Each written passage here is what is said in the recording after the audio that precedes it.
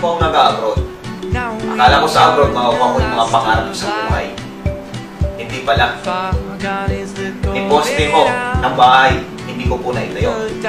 Samantalang sa global, sa maikling panahon lang, nakuha ko po yung pangarap ko.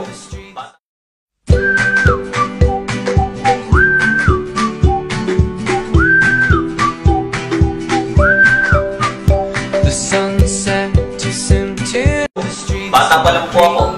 Gusto ko na magkaroon ng sasakyan. Yes, grabe! Dati akong OFW ngayon. Ito na, paano ang sasakyan na namin to? Mag-asawa namin ginagawa to. Kaya kung dito, huwag ka na mag-isip. Sama-sama tulong-tulong dito. At sigurado akong makukuha sa pangarap ko sa buhay. Yes, Facebook lang. Grabe, kung marunong ka mag-Facebook, kaya-kaya mo rin to. Kami, nagawa namin. Pang second car na namin to ngayon. Kaya power, grabe. Gusto ko lang magpunta sa iba't ibang bansa. Nakuha ko po.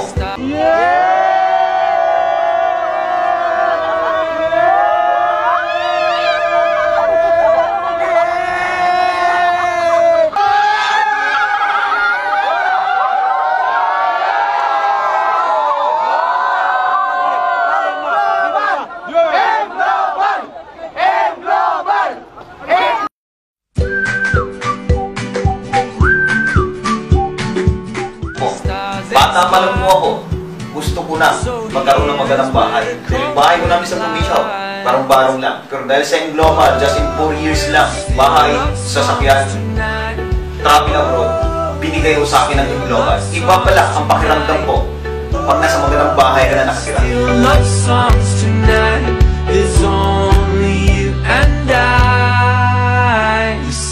Maraming pangarap ng mga lalaki ang magkaroon ng sariling sasakyan.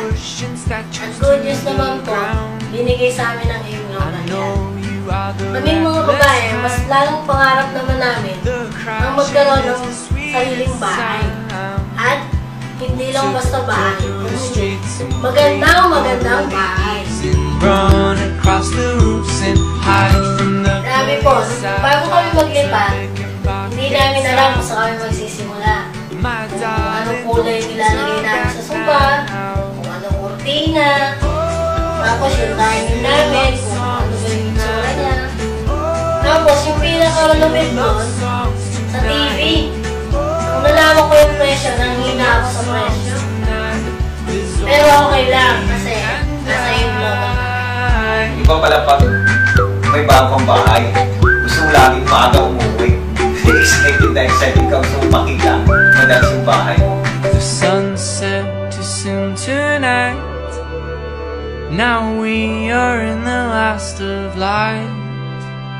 There's only you and I. Espiritu Santo, Amen. Ang pagpapala ng ating Panginoong Jesucristo, ang pag-ibig ng Diyos Ama at ang pagkaisa ng Espiritu Santo, nawa ay sumainyo. Sa Global, lahat ng pangarap posible. Salamat Global! Power! Grabe!